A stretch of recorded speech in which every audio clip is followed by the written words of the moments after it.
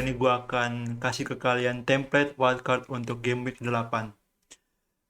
Sebelum gue jelasin template-nya, gue mungkin akan berasumsi kalau kalian mau wildcard di game week 8, kalian pasti akan mau menyingkirkan deadwood yang ada di tim kalian, kayak pemain-pemain yang nggak main atau cedera. Lalu pastinya kalian mau dapetin ini ya, aset back City atau Chelsea, mungkin entah satu atau dua dari masing-masing tim. Lalu juga ya, kalian juga pasti mau mentargetkan fixture yang bagus ke depannya ya untuk long term. Jadi gue dalam pemilihan pemain ini gue akan pilih pemain-pemain yang jadwalnya bagus untuk waktu yang lama. Jadi bukan cuma untuk 2-3 game week aja, tapi kalau misalkan kalian mau eh, menggabungkan antara long term dengan short term, menurut gua itu strategi yang perlu dicoba juga. Jadi di gua udah menyiapkan dua draft wildcard sebenarnya. Jadi yang pertama itu gua wildcardnya dengan formasi 4-3-3, karena gue melihat di game week 8 dan seterusnya itu bakal banyak yang pasti banyak yang pakai 4-3-3, karena formasi 4-3-3 itu formasi yang menurut gue efektif untuk sekarang ini, karena aset yang lagi bagus menurut gue itu di back ya, karena di back kita tahu Chelsea fixture bagus di sini. Di game week 8 itu lawan Brentford, terus game week 9 Norwich, Newcastle dan Burnley di game week 11. Lalu City itu West City. Ya, City itu game week 8 lawan Burnley harus ditargetin menurut gua. Terus Brighton away, Crystal Palace home, selanjutnya MU di game week 11. Ya, dan menurut gua Chelsea dan City defense-nya wajib kalau kalau buat gua untuk dimiliki. Lalu soal Alexander Arnold, kalau kalian nonton kemarin Liverpool lawan City di lapangan, si Alexander Arnold ini ya kelihatan dia udah nonton di stadion. Artinya dia cederanya nggak parah-parah banget, dan kemungkinan habis international break dia bisa main lagi lawan Watford, karena mungkin gue tadinya asumsi si Alexander Arnold bakal cederanya masih agak lama, jadi sembuhnya juga masih agak lama kemungkinan, tapi kelihatannya dia udah sembuh 90% dan mungkin siap main. Dan kalau dipikir-pikir, lawan Watford misalkan Alexander Arnold nggak main juga, dan Milner yang ditaruh, karena ya ini ya Milner kalau menurut gua enggak lah, enggak bukan enggak sebagai jauh dari kapasitasnya si Alexander Arnold kalau dibandingin. Dan ya, eh, lawan Watford mungkin bisa jadi laga pemanasan si Trent Alexander-Arnold juga untuk lanjut main di Champions League ya. Jadi menurut gua Alexander-Arnold kemungkinan main, tapi kita masih tunggu tunggu ini dulu, tunggu kabar dulu. Kalau misalkan dia nggak main, kalau bilang dia masih tunggu satu game week dulu, jadi absen dulu, kemungkinan bisa ganti ke back Chelsea yang lain. Jadi Rudiger plus siapa eh, back Chelsea yang lain. Dan ngomong-ngomong soal back Chelsea, itu menurut gua opsi terbaik untuk saat ini kalau misalkan kalian mau pakai satu aja itu Rudiger, karena kalau kalian mau pakai yang lain misalkan yang lebih pasti, opsi yang pastinya itu Aspilicueta, tapi Aspilicueta itu memang di game week 7 kemarin lawan Southampton dia main di right wing back, tapi game week 8 kemungkinan dia bakal balik ke posisi semula, yaitu di right back ya, di back back tengah bagian kanan kalau Chelsea masih main 3-4-3. Sementara di right wing back itu kemungkinan si James bakal balik lagi, karena dia udah latihan ya, dan dia nggak dipanggil, kalau nggak salah dia nggak dipanggil timnas juga. Jadi Aspi eh, dengan menjadi back back tengah, terus dengan harga yang lebih mahal 6,0, menurut gue lebih worth it Rudiger sih, karena potensinya sama. Dan kalau misalkan kalian tanya gimana soal Alonso, mau mending pilih Alonso atau Chilwell, kalau menurut gue untuk saat ini nggak dua-duanya, karena gue melihat Tuchel bakal pakai mereka berdua ganti-gantian setiap game weeknya, entah di Liga Liga Inggris ataupun di Champions League. Karena menurut gue eh, si Chilwell dan Alonso ini bagusnya beda ya. Mereka berdua sama-sama bagus tapi bagusnya beda. Jadi menurut gue tergantung sikon aja. Kalau misalkan eh, lawan lawan tim yang kemungkinan lemah di crossing di bola-bola atas, kemungkinan si Chilwell yang dimainin, dan ya tergantung strategi lah. Tapi untuk gua sekarang ini Chilwell dan Alonso kita skip aja. Jadi mendingan Rudiger atau Aspi kalau misalkan kalian punya budget lebih. Jadi di back itu empat empat gua taruh 4 back, yaitu Rudiger, Alexander Arnold. Kalau misalnya Alexander Arnold nggak main lawan Watford, kita bisa ganti Chelsea ke Aspi mungkin. Terus back City Cancelo Diaz itu menurut gua pilihan terbaik untuk saat ini, karena Diaz kita tahu pasti main, dan Cancelo itu ya Cancelo di sayap kiri, di back kiri itu saingannya si ini ya, si Zinchenko. Dan Zinchenko kalau nggak salah dia udah mulai pulih tapi belum 100%. Ya kalau menurut gue Zinchenko masih masih lama lah ya, masih mungkin 2 game week ke depan baru mulai dimainin untuk rotasi. Eh, ya menurut gue Cancelo masih masih worth it untuk dibeli. Lalu di midfield pastinya gue masukin Salah. Salah kita nggak boleh lupain dia. Aset wajib, karena gue melihat Salah pasti pasti cetak gol di setiap setiap pertandingannya, mau itu lawan tim tim papan bawah ataupun lawan tim papan atas kayak MU. MU gue di game week berapa itu, game week 9, gue melihat MU Salah lawan MU pasti ngegolin, karena MU sendiri juga kita tahu defense lagi nggak bagus, dan ya Salah pasti bisa cetak gol setiap game weeknya. Lalu selanjutnya ada Saka. Saka ya game week 7 memang nggak nyekor, tapi menurut gue masih potensial. Eh, Lawan Crystal Palace di home mungkin dia bisa menghasilkan poin ya. Dan selanjutnya Rafinha lawan Southampton. Rafinha kita tahu di Leeds itu dia jadi motor serangan walaupun tanpa Bamford. Si Leeds itu kalau menurut gua dia masih attacking, masih perform kan, itu salah satunya gara-gara Rafinha. Jadi menurut gua Rafinha aset yang penting untuk dimiliki, dan kepemilikannya juga cukup tinggi ya, dia di 19,5% kalau nggak salah. Eh, dan di depan itu ada Lukaku, Antonio, dan Jimenez. Lukaku eh, itu Chelsea jadwalnya kayak yang tadi gue bilang emang bagus ya. Dia di game week 8 itu Brentford, terus di game week 9 itu dia lawan Norwich di home. Ini pastinya potensial kapten banget, pasti banyak pemain FPL manager yang kaptenin dia ya lawan Norwich. Lalu Newcastle, Burnley, Leicester. Wah ini 4 game week beruntun, kemungkinan dia bakal kapten terus.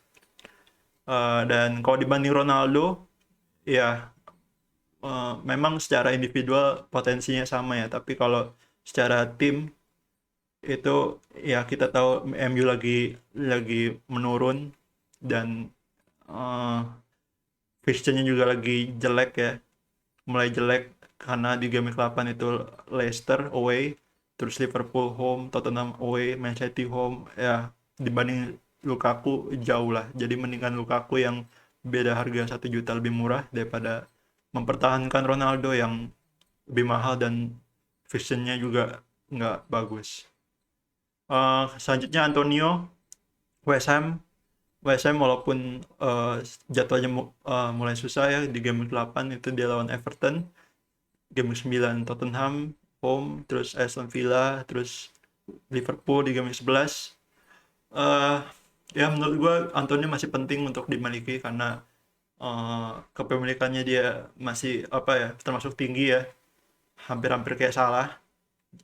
Jadi hampir setiap FPL manager punya dia, dan kita tahu Antonio XG monster, ya saingannya Lukaku atau Ronaldo. Jadi menurut gua eh, dia masih layak untuk dibeli. Lalu Jimenez dari Wolves. Wolves itu jadwalnya Aston Villa, Leeds, Everton.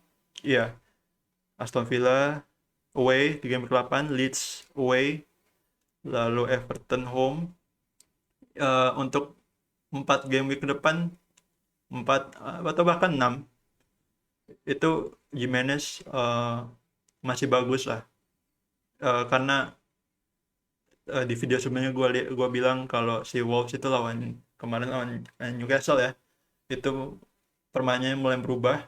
Jimenez mulai turun ke belakang, terus dia bakal supply bola ke dua wingernya, entah ke Huang atau ke si Trincao. Dan ya Jimenez ini mulai dari dia cetak 1 gol lawan Southampton yang di game week 6, menurut gua momentumnya bakal berlanjut di game week selanjutnya. Dan di posisi cadangannya gua kipernya tetap Foster, lalu Mbeumo, Douglas Luiz, dan Livramento. Mbeumo gue pilih karena ini untuk rotasi aja, tapi menurut gue Mbeumo nih eh, potensi untuk jadi starter, juga layak untuk kita jadiin starter di tim. Karena kalau dilihat dari shot mapnya, ini gue tunjukin shot map Mbeumo itu cukup bagus ya, dan tembakannya itu cukup berkualitas karena cenderung dari tengah, seperti yang di video sebelumnya gue bilang juga. Dan iya dia kalau dia dia main tuh memang berbahaya lah. Nah, dia dari luar kotak penalti aja lawan West Ham kemarin bisa tiang ya, walaupun XG-nya 0,05 juga sangat sedikit, tapi ya mengancam lah kalau gue bilang. Dan dengan harga 5,5, mid 5,5, menurut gue dengan fixture-nya ya setelah Chelsea dia bakal membaik ya, itu worth it untuk dibeli. Dan Douglas Luiz 4,5 ini untuk enabler aja, tapi eh, worth it kalau gue bilang karena Aston Villa jadwalnya nggak begitu susah. Next lawan Wolves, Arsenal, dan West Ham, Southampton di game 11. Ya menurut gue kalau untuk enabler aja bagus lah karena dia main terus kan. Terus di back kelima itu Livramento Southampton jadwalnya bagus. eh di game 8 tuh dia lawan Leeds, Burnley, Watford di game week 10. Ya, dia kalau kalian tahu Livramento bagaimana, dia walaupun sering di bench sama FPL manager, tapi sering kali dia jadi penyelamat ya. Karena kalau misalkan pemain ada yang cedera atau nggak main, di- eh, dan dia di bench, keseringan dia return point, entah clean sheet atau assist, kayak kemarin juga lawan Chelsea dia assist ya, karena di tackle sama Chilwell jadinya penalti. Dan ya Livramento menurut gua budget defender yang terbaik lah. Dan kalau kita lihat rotasinya untuk misal 2 game week ke depan itu bagus menurut gua. eh, dengan draft ini, wait, dengan draft ini eh, ya gua bisa memastikan kalian 2 game week ke depan aman lah dari transfer. Jadi kalian bisa save transfer kalau misalkan nggak ada aneh-aneh. Tapi walaupun bisa ada yang cedera juga, eh, kalian bisa pakai pakai cadangannya aja dulu karena cukup bagus kan cadangannya. Di game 9 itu Ramsdale lawan Aston Villa, Rudiger Norwich bagus. Alexander Arnold kalau main lawan MU itu bisa ngepoin dia.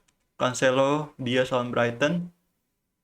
Dan Salah lawan MU mungkin bisa dikaptenin kalau kalian berani, dan mungkin mau coba beda dari Lukaku ya. Pasti Lukaku nih bakal bakal sering bakal bakal jadi kapten populer. Terus Saka lawan Aston Villa, Rafinha lawan Wolves, Antonio lawan Tottenham, definitely dia bisa score goal, dan Jimenez lawan Leeds. Ya, ini bagus kalau menurut gua.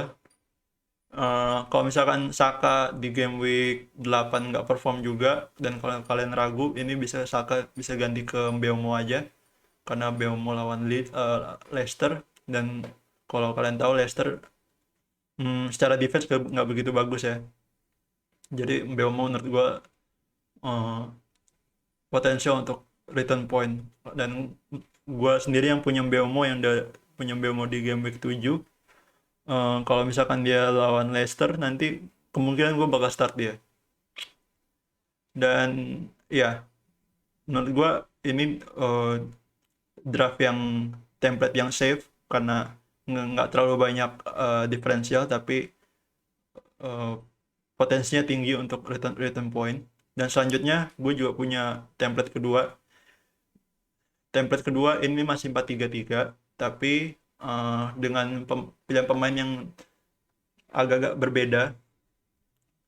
Kalau di template kedua ini gue pilih pemain yang lebih diferensial ya, lebih diferensial, dan tapi potensi tetap sama, potensi tetap sama, eh, dan tetap bagus untuk long term juga. Ya, di sini kiper tetap Ramsdale, karena menurut gua Ramsdale kiper yang terbaik untuk harga 4,5 ya, dibanding pesaingnya mungkin Guaita, Sanchez, terus siapa lagi, si Raya. Menurut gua Ramsdale opsi terbaik, dan Alexander Arnold bisa ganti ke back Chelsea, terus ke City tetap Dias Cancelo. Lalu di tengah itu Salah, Foden dan Rafinha. Foden ini untuk sekarang ya, gua rekam di tanggal 4 Oktober, itu dia kepemilikannya masih 1%, masih diferensial banget, dan kalau misalkan dia lawan Burnley main, itu bakal bakal gila, bakal gila lah pasti dia. Menurut gua dia bisa cetak gol di sini di lawan Burnley. Terus depannya itu agak beda, tetap Lukaku, Antonio, dan sebagai gantinya itu Hwang. Gua masukin Hwang 5,5, forward. Menurut gua dengan dia main lawan Newcastle kemarin, eh ya, aset yang bagus lah, karena kalau gua lihat Hwang kemarin main, gua keinget Son ya. Son main dan lawan Aston Villa away, menurut gue dia bisa eksploitasi space yang ditinggalkan si Cash, karena Cash begitu maju very forward, dia bisa counternya bisa Huang. Dan ya, Huang menurut gue bakal main selanjutnya. Dan di bench itu gue ada Foster, tetap Foster, terus cadangannya Smith Rowe, Douglas Luiz, dan tetap Livramento. Ya, kalau misalkan kalian nggak mau Smith Rowe, bisa ganti juga ke aset Everton sebenarnya. Karena aset Everton untuk 4-5 game week ke depan cukup bagus ya. Mungkin kalian bisa ganti ke Doucouré atau Townsend yang 5,5. Kemarin baru cetak gol lawan MU ya. Dan lawan, ya, si Everton menurut gue kalau misalkan kalian mau jadiin starter, menurut gue agak riskan ya, karena kita nggak tahu dengan baliknya DCL dan Richarlison nanti di game week 8, nanti permainan mereka bakal bagaimana. Menurut gue Doucouré bakal lebih turun ke bawah, dan Townsend kemungkinan bukan jadi main-main lagi, atau Gray juga kemungkinan bukan main-main lagi. jadi bola kemungkinan bakal semua ke DCL. Dan ya, tapi kalau misalkan kalian cari alternatif, Townsend atau Doucouré bisa jadi pilihan sih menurut gua. Dan ya, untuk game week selanjutnya itu di game week 9 kita lihat rotasinya ya. Rotasinya sebenarnya nggak gitu beda sama template yang tadi. Dan dengan kalian punya Foden itu masih sisa budget 0,5 ya. Dan ini juga perlu diingat, ini masih gue pakai si Aspi. Kalau misalnya kalian mau hemat budget lagi, bisa ganti ke Rudiger. Hemat berapa? Hemat 0,3, jadi kalian punya 0,8. Dan ya, kaptennya pastinya di game 9 Lukaku. Kalau mau beda, Salah di lawan MU. Dan ya, menurut gua ini dua template tadi bagus. Dan untuk long term, kalian kalau nggak ada cedera bisa save transfer. Eh, dan ya, kita tunggu aja hasil dari international break gimana. Kemungkinan ada pemain yang cedera di draft ini, bisa kita ganti ke yang lain. Next gue pasti bakal bikin review game week 8 ya. Jangan lupa like, share, and comment, subscribe, and I see you on the next video. Bye.